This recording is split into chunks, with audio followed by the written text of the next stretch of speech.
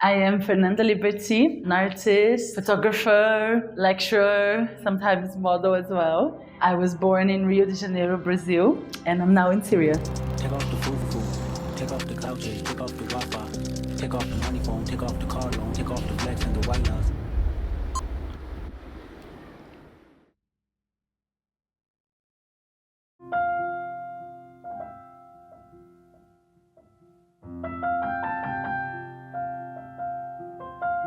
My work is an extension of me, of my feelings, of my curiosities, of my fears.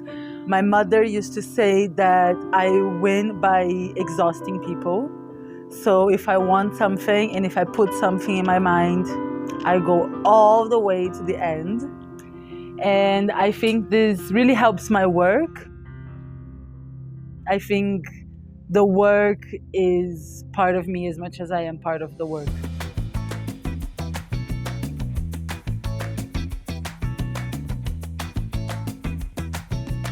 I am not a big planner. I am a big believer of going with the flow. Of course, for some things I need structure, research, and pre-production process, but at the same time, I like to work with whatever happens. I think I'm really inspired by the world. And especially if I'm going somewhere, I want this place to talk to me. I want the people to talk to me. I want to be inspired by those experiences.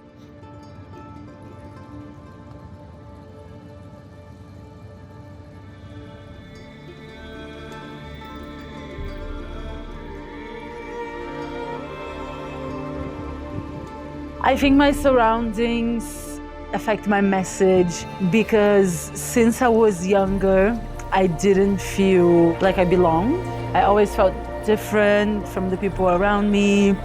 So I really want my work to make people around me feel seen.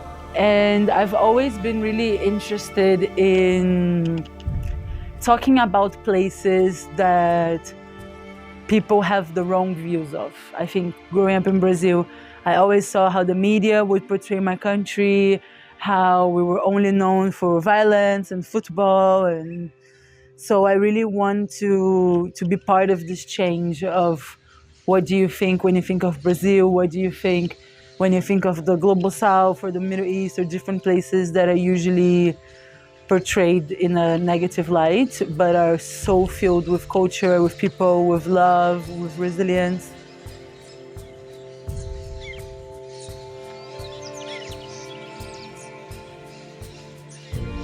This was a project that I loved a lot. I was already doing some research on the Tupinambá mantos, which was this indigenous, really important artifact that is not just an artifact, is an ancestor, is an elder, is a live spirit in form of bird feathered cape.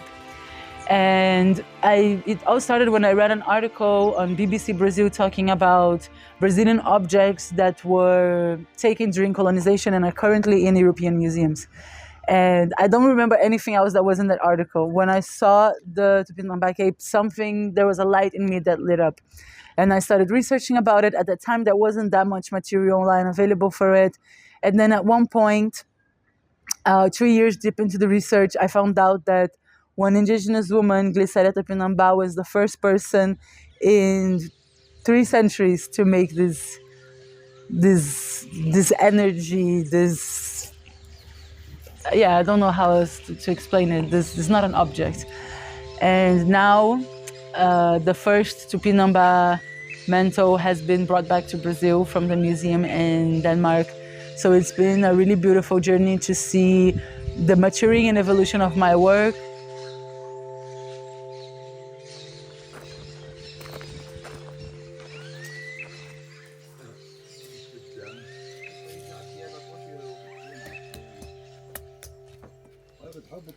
I came to Syria for a project. I was really inspired by the work that the Tupinambá were doing, and I decided to do the same thing for my family. And my dad's family is Syrian, but we lost touch with the culture, we lost touch with ourselves, we lost touch with many things.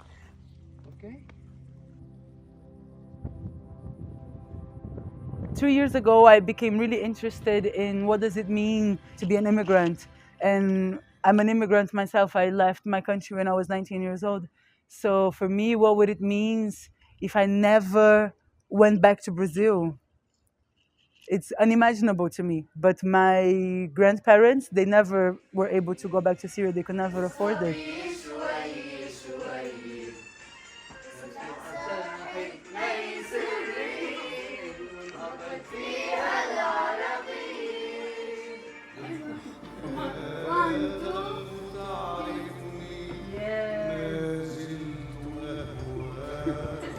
So this Boutros is cousin of this.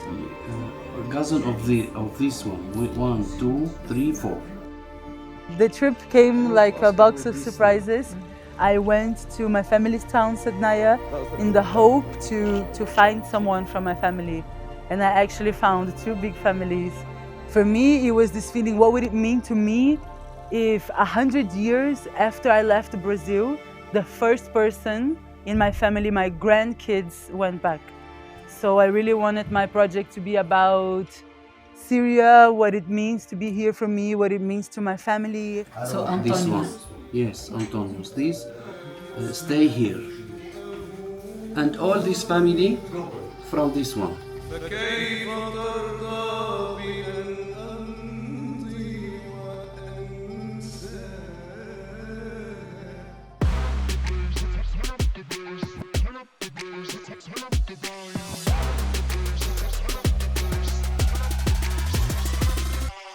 I love my commercial work as well. I feel very thankful and very honored that I can also work commercially as a photographer, because for so many years in my life I had to do random jobs to be able to sustain my art. And the fact that my commercial art can fund or help my artistic art is something that I dreamed for a long time.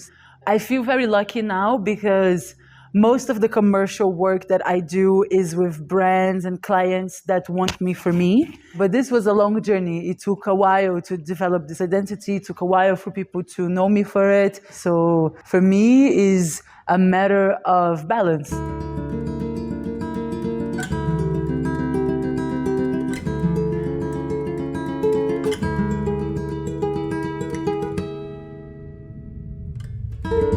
I think failure is not only part of the artistic career, but part of life in general. I think sometimes my best work and my best ideas come exactly from being super depressed, super annoyed. I think sometimes we have these feelings that one day I'm gonna get there in my career and everything's gonna be perfect and amazing, but that doesn't really happen. I think maybe for like a handful of people that become really, really, really successful. But for most of us, it's like the sea, you know, you have calm waters, you have storms, you have bad days, you have good days. But I think the important thing is to not stop.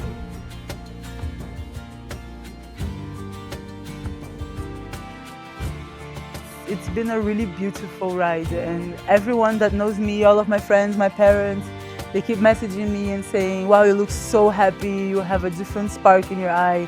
And it's true, I think this trip has really changed me.